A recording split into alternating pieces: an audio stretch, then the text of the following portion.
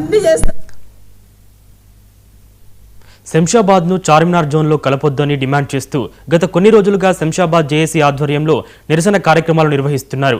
అయితే ప్రభుత్వం నిన్న శంషాబాద్ జోన్గా ప్రకటించడంతో సంతోషం వ్యక్తం చేశారు. జేఏసీ శంషాబాద్ బస్టాండ్ దగ్గర టపాసులు కాల్చి స్వీట్లు తినిపించుకుంటూ సంబరాలు చేశారు. ఈ సందర్భంగా ప్రభుత్వానికి ధన్యవాదాలు తెలియజేశారు.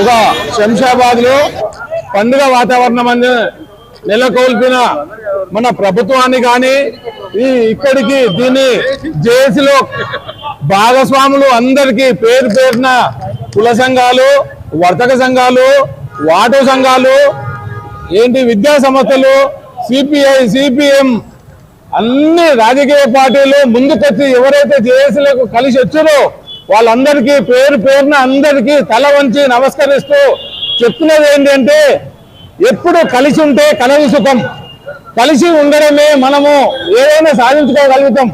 గతం మనం ఏదైతే 2 ఓడగొట్టుకున్నామో ఈ రోజు సాధించడం అంటే మన అందరి ఐక్యత ఉన్నది కాబట్టి మనం ఇవాళ ప్రభుత్వాన్ని అక్కడ స్థానిక ఎమ్మెల్యే గారిని మనం వేడుకోవడము, దానికి ఇంతమంది ఇబ్బంది పడుతున్నారు, దీన్ని మనం స్పందించకపోతే ప్రాబ్లం అవుతుందేమో అనే ఉద్దేశం పూర్వకంగా వాళ్ళు ఖచ్చితంగా చేసి ఇవ్వడానికి ముందుకొచ్చి వాళ్ళు ఒక జోన్ ప్రకటించినందుకు ముందుగా వాళ్ళకు కూడా కృతజ్ఞతలు తెలుపుతూ మన శంషాబాద్ ప్రజానీకానికి ఒక మేలు జరిగిందని చెప్పేసి ఈరోజు శంషాబాద్ సపరేట్ జోన్ గా రావడం జరిగింది. టీవీలో ఈరోజు జీవో రావడం జరిగింది.